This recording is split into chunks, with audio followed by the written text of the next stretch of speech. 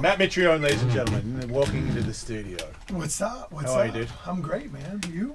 Yeah, I'm super good. I don't have to, I don't have your job, so it's pretty relaxing, you know. Yeah, I get it, brother. I get it. Sometimes it's a hell of a job to have. Especially right now, right? Oh, dude, no, I'm bored, man. I'm bored, brother. That's why I just found myself in Key West, found myself in Mexico, and fucking kicking it, brother. But what about now that you have to fight Ryan Bader? Is that not stressful to you? Because this is kind of the title fight of this whole thing, in my opinion. Well, you know, guys, if you think about it, he's already the title holder for 205, so right. It's a title fight for that.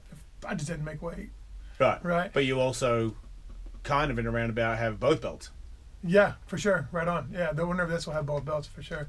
I believe I'm the best heavyweight in this tournament. I think Bader's the biggest challenge. I also think that my side of the bracket's a bitch. Like, my side of the bracket is by far the toughest side. Mm-hmm. So I think it's kind of a grind on that aspect of it, but whatever. Do you think it's weird for Chael to be... I don't think I've seen Chael fight people this big before. Is this...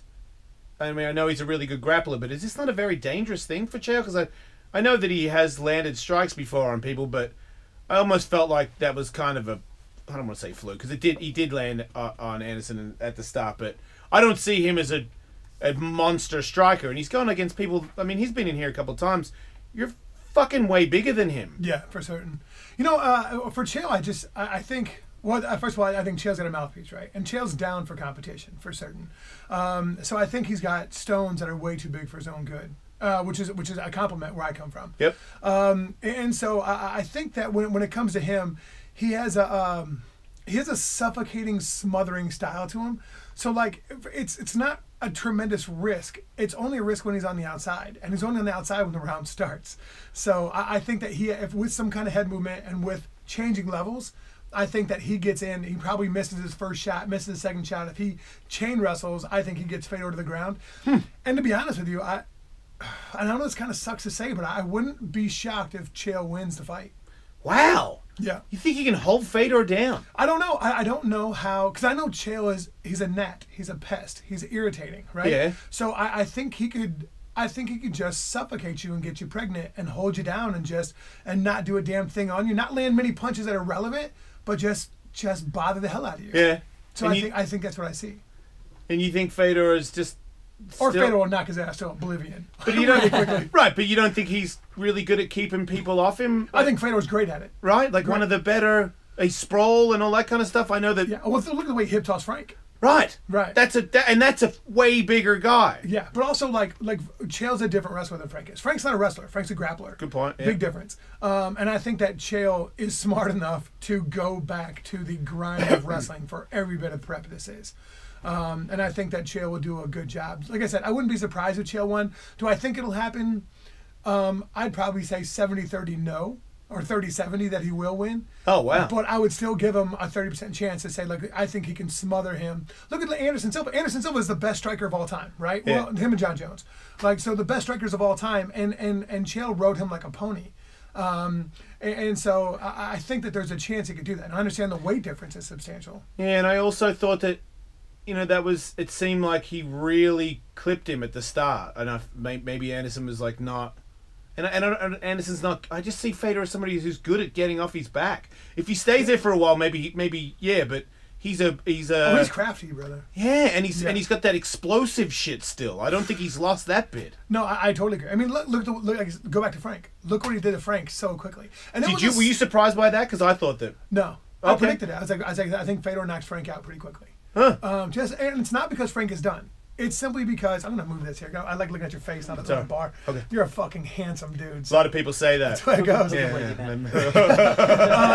I thought that Frank had so much time off, and he had so much weight to lose, that I think it just was a double whammy on him. And they didn't give him any warm-ups. Frank came from over 2 years of being laid off to fighting Fedor. Right. That's a big effing draw, man. That's a hard go. So I think Frank will be back. I think he'll be really competitive. I just think that he needs to get 2 or 3 more under his belt now, and I think he'll be just fine. So you fought Fedor. Yep. And you would be arguably the fastest guy out of everybody in this. He's still... I mean, you guys hit each other at the same time. Yeah. Yeah. He was as fast as you. See, Kind of. We, Or do we you know, disagree? No, he's very, very quick. Very much so. And the thing is, like, he's incredibly deceptive with how fast and quick he is. Do you mean like he would act like he's moving at a certain space to like fool you, or No. or then what is it? There's no tell to when his hand leaves his hip to it touches your face. There's no tell. He doesn't draw, like, normally if I'm going to punch you, right, I'll draw my shoulder up or I'll yank my elbow back. Right. There's a lead, there's a load to the punch. It's a bad trait. There's that none. a lot of people have. It's hard Yeah, to not have it. For certain. Right. And Fedor does not. He goes straight from his hip to your face. That's funny because I always thought it was a really unorthodox street punch that he was throwing because they're wide. Yeah. But maybe that is the secret because he doesn't really show it. It's sort of. Oh, he wings his punches for certain. But you're saying they just come at you don't. It depends. I think it depends. So when I fought him, he's like, for lack of a better way to say this, he's like a savant. Like, he was ticking in the cage when we were fighting. He was ticking. His fingers were moving like he was trying to figure out what I was doing. He couldn't figure out my movement. He couldn't figure out my motion. Right. And he couldn't figure out my length. So he stayed away, and he was just waiting.